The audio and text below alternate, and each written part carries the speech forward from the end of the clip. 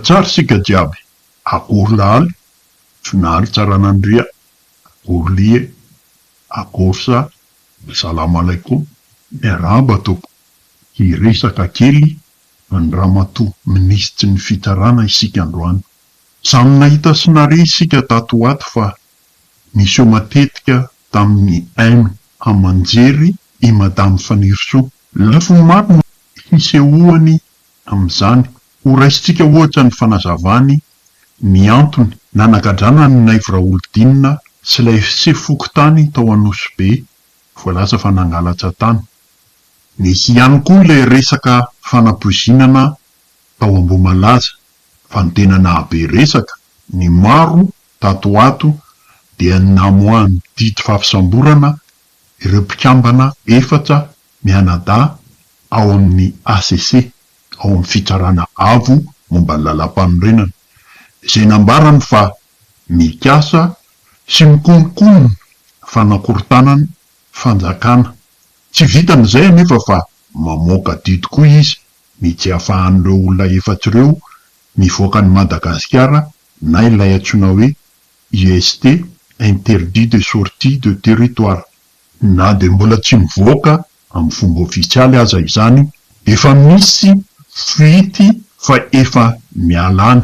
Ny tena mahavariana de tsy misy intsony ny fanafinana ny raharaham-panjakana ao anaty vilany ao, fa samy mandoatra manta ao avokoa ireo olona mpahandro ao anatiny ao, ka namoaka ilay ketsika eny Akalamanjana.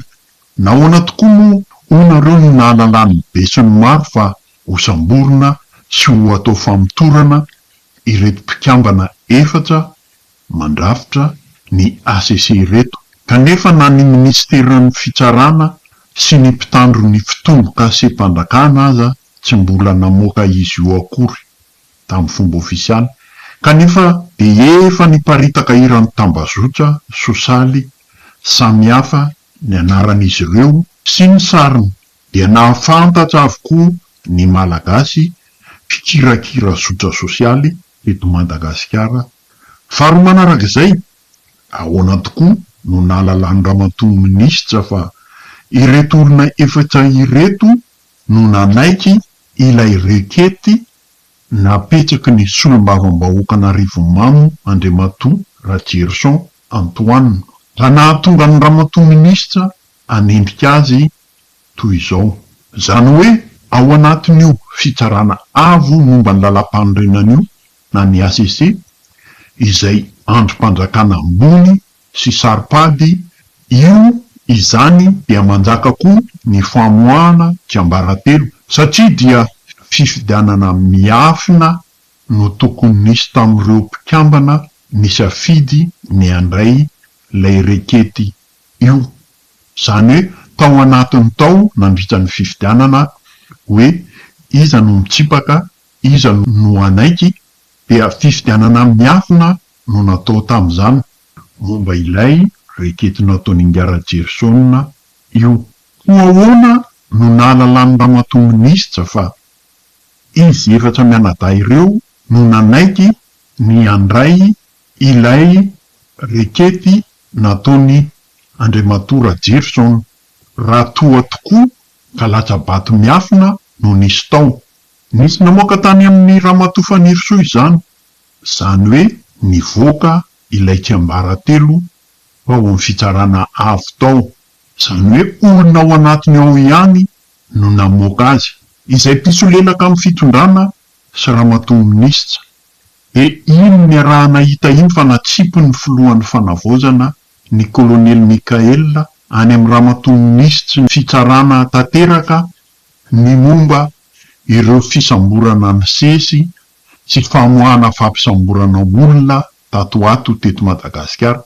Fa tsy misy idirany, mazava izany zao fa ramatoa minisitra Fanirso, izay minisitry ny fitsarana mihitsy, no manao valifaty politika sy manao alakobika tsy tiako tare ireo tsy mitovy hevitra aminy ao anatin'izao fitondrana fanavaozana izao.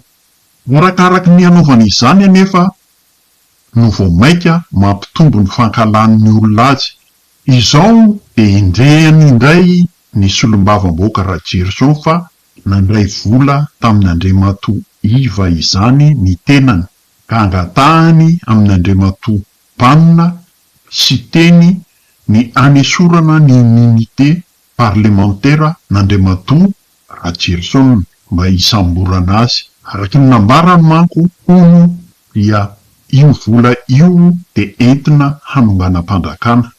Ny zavatra hita sy tsapa dia noho ity solombavam-bahoaka filohan'ny atoko fivohy ity, izay say nametsaka rekety ho fanalana ny filoha kolonely Mikaela teny amin'ny fitsarana avo ny lalam-panorenana teny, noho izay no mahatonga azy hiaran'ny fanendrehana sy antojay samihafa toy izao, ka namoronana dossier andotona azy. Efa ho 8 volana izao no nijoroan'ny fandrakana fanavozana ity. Naninona tsy noenjehana ity olona ity, fa naninona no nifanojo tamin'izy nametsaka iny rekety iny, de nahitana izao indray no momba azy, ary araky ny fantatra de efa nanomboka nisy ny fisavana nataon'ny pake momba ny etsa ningay solombavam-bahoaka ity. Ka nambarany ihany, zany hoe nambarany Andriamatoa Rajerison Antoine, dia ny tenany rery no solombavam-bahoaka niaran'izany fisavana izany. Raha hoe natao ho an'ny solombavam-bahoaka, nahoana no izy rery? Fifanandrifin-davatra ve? Zao namoronana dossier izao. So notanteraka nefa izany, mametsaka fitoriana izany, ary tsy misy lalàna manjara azy tsy hanao izany teny amin'ny fitsarana avo momba ny lalam-panorenana. Ary zany tokoa no andrasan'ny mpifidy sy ny fidy ireny solombavam-bahoaka ireny mba hisolo tena marina ny vahoaka ny fidy azy sy hitondra ny etaetany. Ilaina ihany koa ny fahasahin'ny teny na ny filoha aza no tsy manao ny asany ara-dalàna, satria antony iray ihany koa ny fidanan'ny vahoaka azy mba hisolo tena ny feony. Hoy ny any amin'ny tany demokrasia rehetra. Andriamatoa Rajerison dia nitolona teny Akianja, ary niara-ny herisetra nataon'ireo mpitandro filaminana tamin'izany, ary naratsa mihitsy.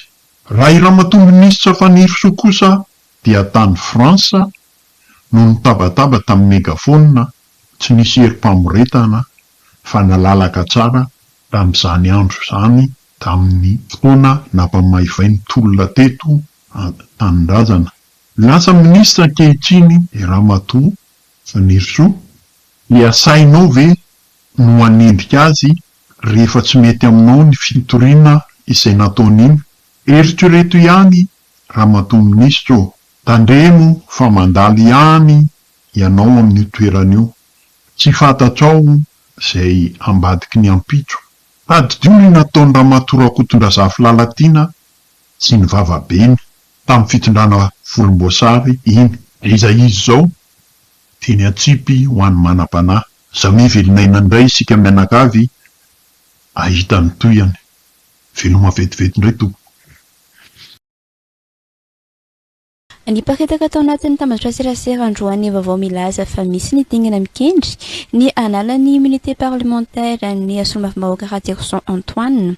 Araka ireo vaovao ny hely dia voatona ao anatin'ny raharaha iray anaovana fandadina mifandraika amin'ny fikasana anakorotana ny filaminam-bahoaka sy ny filaminam-panjakana ity solombavam-bahoaka ity.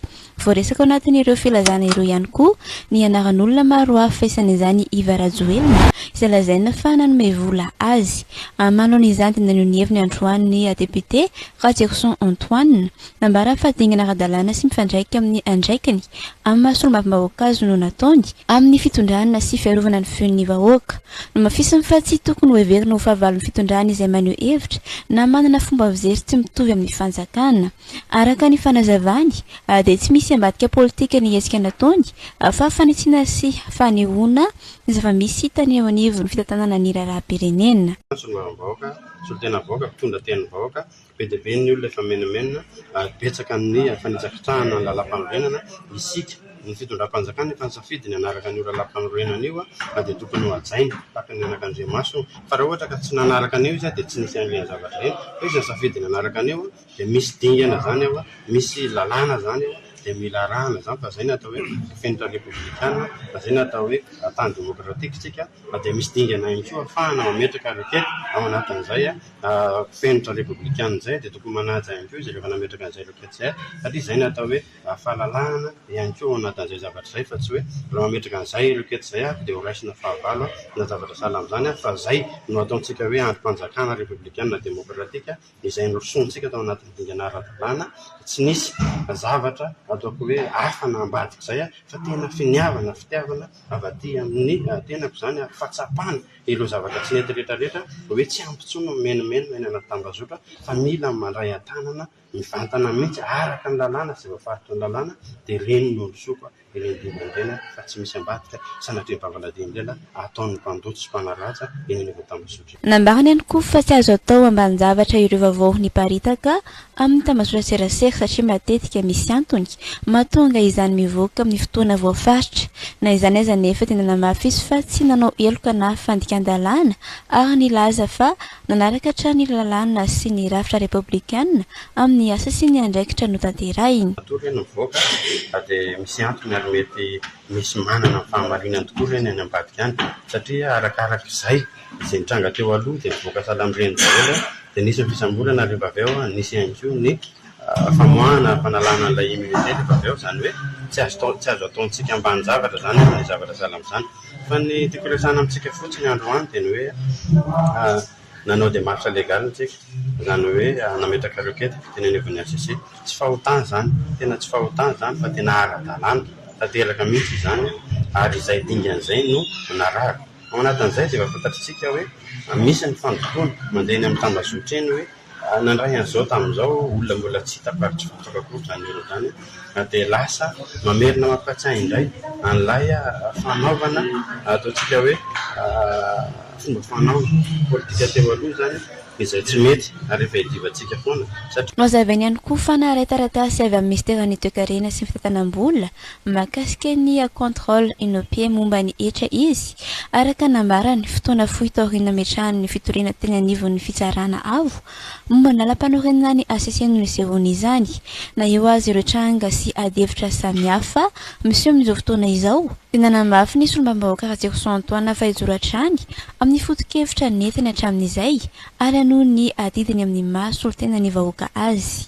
Marina fa ny atao hoe levée d'immunité parlementaire dia tsy hoe tsy azo enjehana le olona fa fepetra ataontsika condition anankiray ahafahana manenjika ny député zany hoe anisany ohatran'ny hoe autorisation de poursuite zay ananany député fa izany tsy hoe tsy azo enjehina ny député azo enjehina daholo ny olombelona rehetra eto Madagasikara fa misy karazan'olona sasany manana izay ataontsika hoe immunité izay mandritra ny session izay no mahatonga n'izay fangatahana ary izay dia tena nandefa n'izay fangatahana izay ary marigo fa tsy ny fanehoan-kevitra nataony no anenjena ny député Ratsekson Antoine fa noho ny mahavoaroroy anazy ao anatina famatsim-bola fanakorontanana eto firenena ary mba hanaova mba hafana manao fanadiadiana azy no hanaovana an'izay main levée izay.